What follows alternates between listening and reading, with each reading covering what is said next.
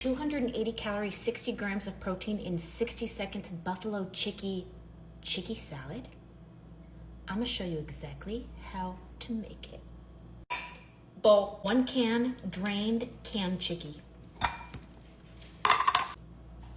1/4 cup cottage cheese, duh.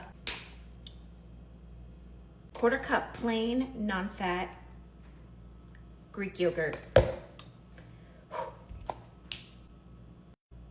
Splash of buffalo sauce. Mix her up like this. Now for the fun part.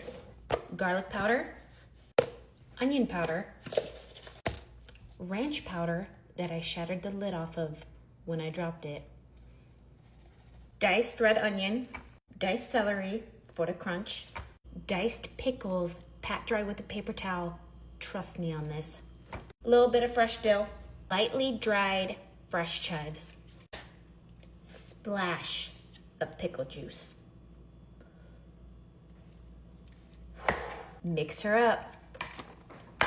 Just like that, you got 60 grams of protein, buffalo chicky salad. It doesn't take a rocket scientist. Think harder, eat smarter. Do it.